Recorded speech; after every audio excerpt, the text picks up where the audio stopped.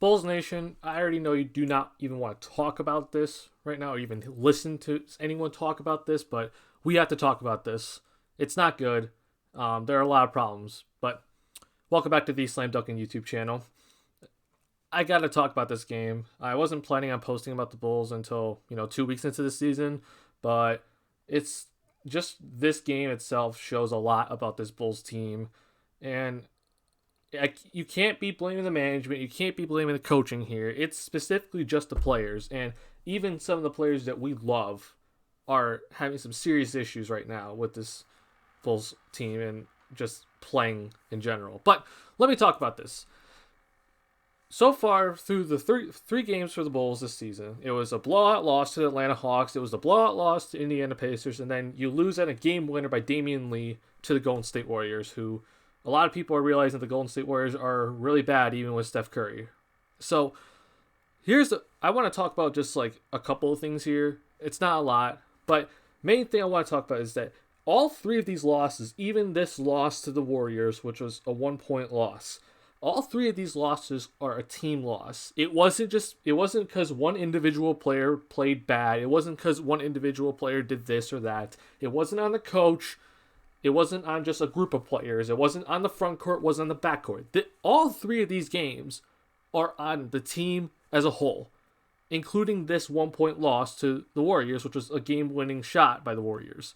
And, we can talk about the positives of this game as, the Bulls, they shot over 50% from the field. They had the rebounding advantage of plus 13 to the Warriors. They had 27 assists on 44 made shots. Overall, it's a pretty... just looking at the stats, it's like, oh, this Bulls team should have won tonight. But they didn't. I also believe that they have more points in the paint than the Warriors, and they did a damn good job, I think, tonight protecting the paint, but also you have to realize that the Warriors just don't have that many big men. But let's talk about some of the things here that are that are problematic as a team for the Bulls. And as you look here, for example, this Bulls team, the main guys, especially the young guys, had great nights. Zach LaVine had 33, hit the shot with 5 seconds to go to put the Bulls up by 2. Lauri Markkanen had 23 points, was rolling early. Unfortunately, he got hurt at the end, so wasn't able to finish the game. Kobe White got it going in the third quarter.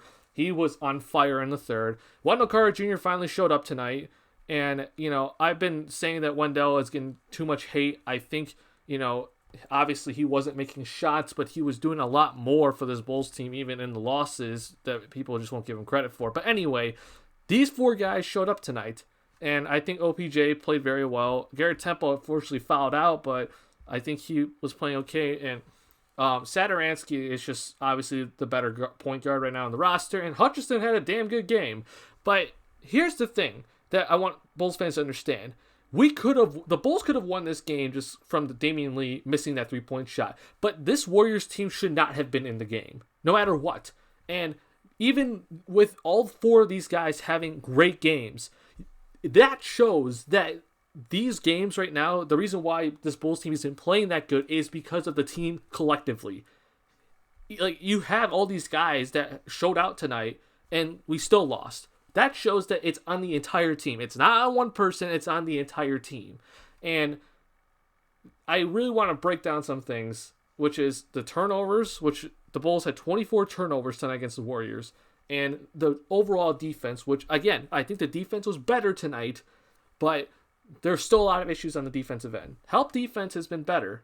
As you saw with Wendell Carter Jr. tonight, I think Wendell Carter Jr. played a fantastic game tonight on both ends.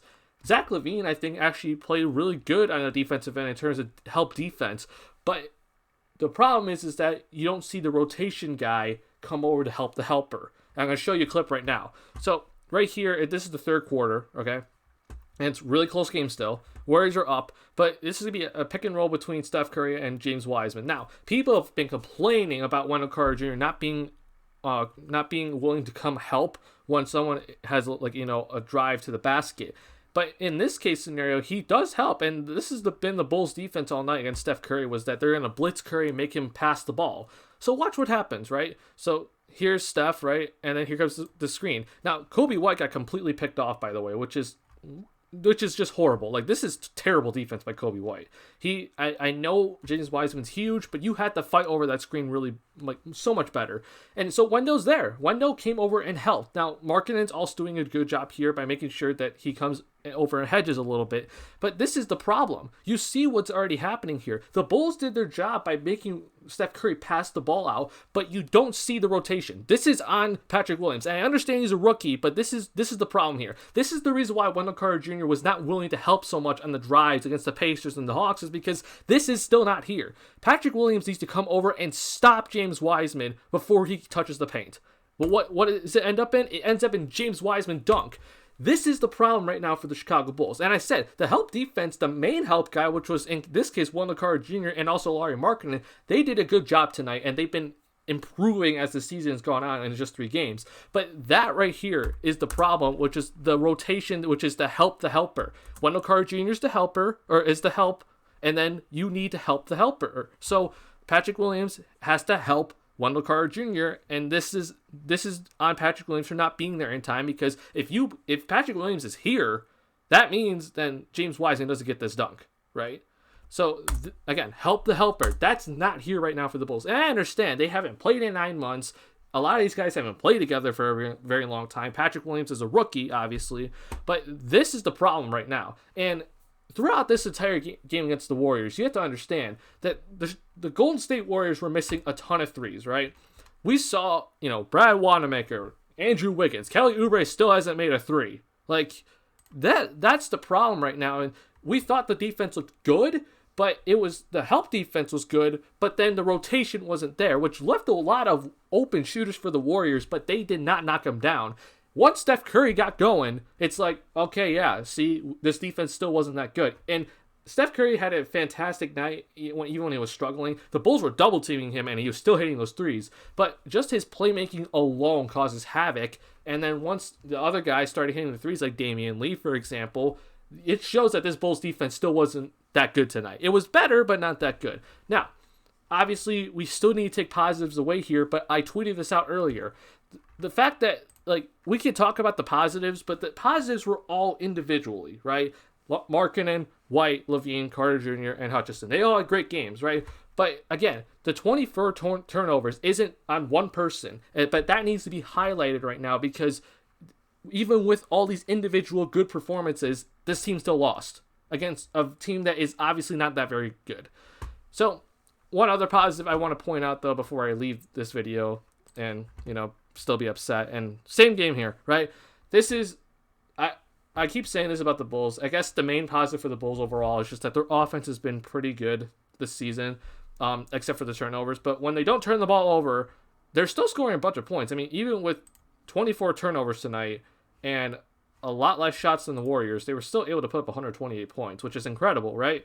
But here's a good example of good offense, and obviously Markkanen's been playing very well so far this season. But watch, Markkanen finally gets a post up, which again didn't happen under Boylen. And if it did happen, this is what we did not see. Look at all this off-ball movement. You saw, I think it was Hutchison throw it down to Markkanen, and then you saw OPJ, who was over here. He moves up here.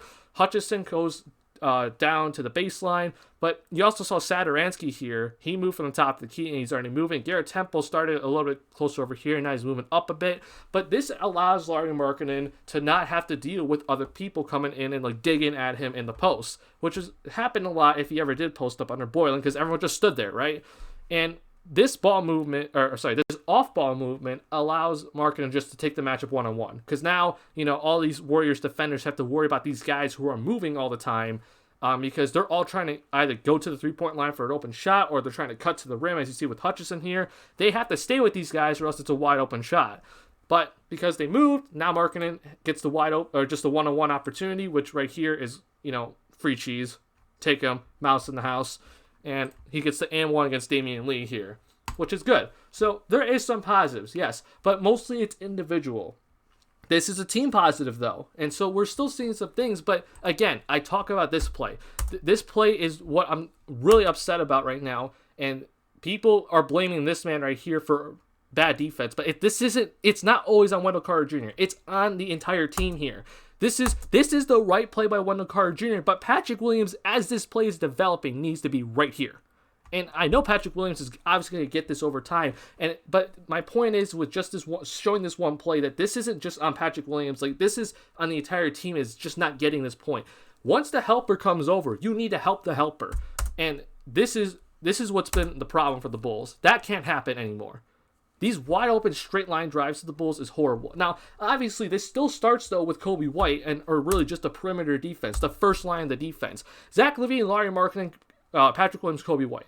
These guys are guarding the perimeter players for whoever they're facing, but they can't just let a simple screen like this to obviously just throw you away from your guy. Or we saw against the Pacers and the Hawks, like we just saw Zach LaVine, Kobe White, Patrick Williams, Larry Marketing, and let their guys just go right by them, right to the rim. That can't happen. That's the first line of defense that needs to obviously play better.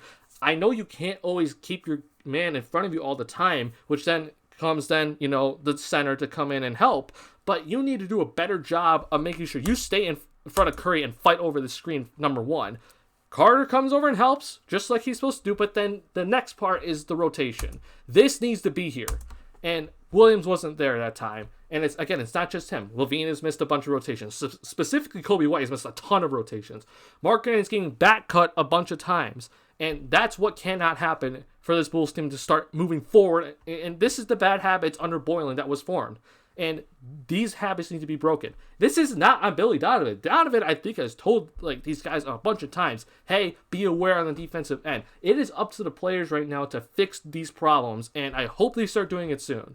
Because, remember, this front office is only invested in one guy, and that's Patrick Williams. And I know he made this mistake here, but it's, again, this mistake right here, I've seen a bunch of these Bulls players make this type of mistake in just 3 games. And that can't happen for the rest of this NBA season. So, hope you enjoyed the video. Leave a like. The Bulls are still winless as they sit here right now, and it's a horrible feeling. Hopefully you get their win against the Wizards on Tuesday. But, again, these losses are losses from the team collectively. 24 turnovers, bad defense, not getting the rebound at the end after the Wiggins missed shot. That's on the team. It's not on one person. It's not on the coach. It's on the team as a whole. And I want people to understand that. And this team better start playing better as we move forward into this season. I'll see you guys in the next Bulls video. Peace.